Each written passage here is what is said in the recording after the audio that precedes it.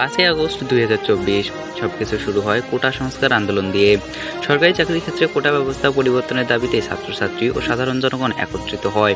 বিশেষ করে তরুণ প্রজন্মের মধ্যে এই আন্দোলন নতুন আলোর আশা জ্বালায়। কিন্তু এই পরিবর্তনের জন্য আমাদের হারাতে হয়েছে কিছু সাহসী প্রাণ, আবু সাঈদ এবং বীর মুগ্ধ। চলুন জেনে নেই এই আন্দোলনের প্রতিটি মুহূর্ত। কোটা সংস্কার আন্দোলনের দাবিতে শুরু হয় এই আন্দোলন তরুণ প্রজন্মকে ঐক্যবদ্ধ করে। বৈষম্যের বিরুদ্ধে ছাত্রদের এই প্রতিবাদ শুধু একটি দাবি নয়, এটি ছিল নতুন দিনের এক স্বপ্ন। এই আন্দোলনে শুধু ক্যাম্পাসে সীমাবদ্ধ থাকেনি, বা সাধারণ মানুষ, পেশাজীবী এবং বিভিন্ন সংগঠন এতে যোগ দেন। তবে 5ই আগস্টের বিক্ষোভে সরকার এবং নিরাপত্তা বাহিনীর কঠোর পদক্ষেপ আন্দোলনকে রক্তাক্ত করে। এই আন্দোলনে আমাদের হারাতে হয়েছে দুই সাহসী যুবক, আবু সাঈদ এবং বীর মুগ্ধ। এছাড়াও আরও অনেকেই শহীদ হয়েছেন। আন্দোলনের সামনের সারিতে থাকা এই দুই ছাত্র পুলিশের গুলিতে শহীদ হন।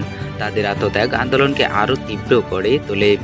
আবু সাঈদ এবং বীর মুগ্ধের রক্ত শুধু আমাদের কাঁদায়নি, এটি আমাদেরকে ঐক্যবদ্ধ করে তুলেছিল।